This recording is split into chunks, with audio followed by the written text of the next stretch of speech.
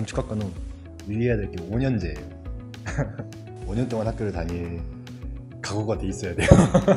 뭐 1학년에는 거의 뭐 필수 교양이나 전공 필수 과목이라면서 공대에서 많이 듣는 일반, 물리, 일반화학 이런 거. 2학년 때부터 이제 건축학과만의 그 설계 스튜디오가 시작되죠. 개인 집이라던가 저희 때는 이제 2명이 살고 있는 공동 집, 하우스 뭐 이렇게 하고 2학년 2학기 때는 커뮤니티 센터 같은 거, 파빌리온이라던가 맨날 밤새고 거기서 이제 주로 만들고 설계하고. 근데 이게 되게 커요. 1학년 때는 레노베이션이라고 해서 학교나 이런 거 해가지고 재건축하는 거. 3학년 2학기 때는 주택단지, 공동주택단지 이렇게 만들고. 그러니까 매 학년 매 학기마다 이 주제가 바뀌어서 5학년 1학기 때 졸업 설계를 해서 그때는 자유주제, 자기가 하고 싶은 주제를 정해서 개인적인 설계를 하고 거기에 대해서 평가를 하고. 5학년 2학기는 이제 포트폴리오 준비하는 거죠. 작품집을 이렇게 만들어서 설계사무소에 취직을 하고 싶다면 보여주고, 취직 준비 단계. 건축공학과 같은 경우는 1학년 때 좀 더 공대적으로 이제 공학 수학이라든지 화학, 물리 이런 분야를 기본 교양 이런 과목으로 많이 듣고, 건축학 개론 영어 나온 이유로는 건축학 개론이라는 수업을 꼭 듣더라고요. 생겼어요. 그게 어디 가서 뭐 조별을 지어서 여기 건물이 어떻게 만들어졌고 언제 만들어졌는지 이런 거를 파악하는 뭐 실습도 하고, 좀 경험해 볼 수 있는 재밌는 흥미를 좀 끌려고 1학년 때 그런 과목들 많이 배우고, 그리고 이제 2학년 때 되면은 건축에 대한 기본적 교양들을 많이 배우는 것 같아요. 서양 건축사, 동양 건축사, 건물들의 개론 같은 것들을 3, 4학년부터 배우게 될 역학에 대한 기본적인 기초 개념부터 좀 배우고, 그리고 건축공학과의 가장 큰 특징이 구조라고 해서 실제적인 건물의 계산이 있고, 그 다음에 환경 요소를 따지는 환경 분야가 있고, 마지막으로 이제 실제 현장에서 그거를 적용시키는 시공 분야. 3학년 때 이제 그 각각의 분야들의 좀 구체적인 전공들을 많이 배워요. 그래서 철근 콘크리트, 이래서 누가 들으면은 이게 과목 이름이야 할 정도로 철근 콘크리트 같은 과목은 막 가장 이게 건축공학과에서 가장 어려운 과목 중에 하나인데, 철근 콘크리트 구조로 건물을 만들 때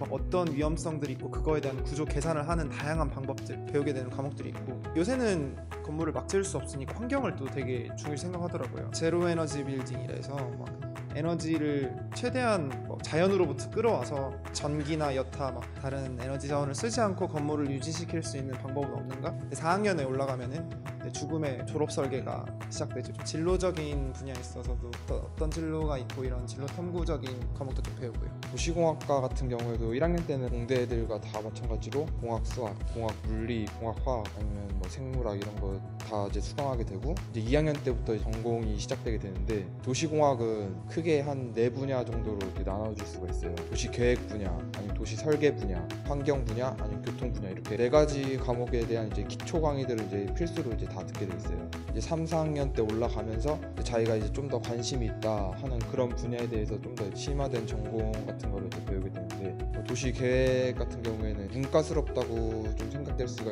있는 분야인데, 이제 계획에 뭐 필요한 요소 그런 것들에 대해서 이제 배우는 거고, 이제 설계하는 거는 CAD를 이용해서 이제 자기가 직접 설계를 해보고, 테마파크 같은 이제 지역을 설계하든지 뭐 재개발 같은 거를 설계하든지 심화된 이제 과목들이 있고, 이제 교통 같은 분야는 도시공학과에서 가장 수학과 연관성이 있다고 볼 수 있는 분야인데, 교통하는 일이 교통 수요를 분석하고, 대중교통이라는 수업에서는 대중교통의 노선을 어떻게 짜야 되는지, 그리고 노선을 몇 개 짜야 되는지, 아니면 어떤 방식으로 짜는지 뭐 그런 거를 배우는 수업도 있고, 그리고 이제 환경 분야는 많이 이제 대두되다 보니까 중요하게 생각하는 분야인데, 심화 과정으로 올라가게 되면 더 세분화돼가지고 재난 파트 뭐 이런 것도 있어요. 재난이 일어났을 때 어떤 식으로 대처하고, 다양한 재난 같은 거에 이제 막 종류에 대해서 구체적으로 좀 더 배우고, 어떻게 좀 대처할지 뭐 그런 거에 대해서 배우는 과목이 있고, 좀 더 복합적인 과목들도 몇 개 있어요. 예를 들어서 막 부동산 과목이라든지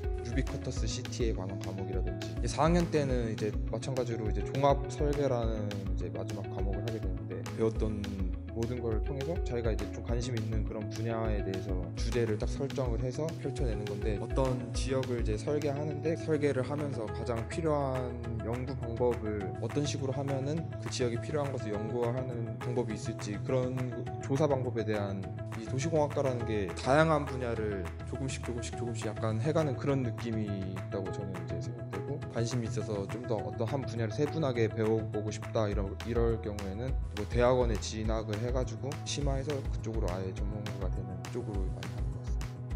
다양한 분야에 이 노가다 현장이라고 하죠.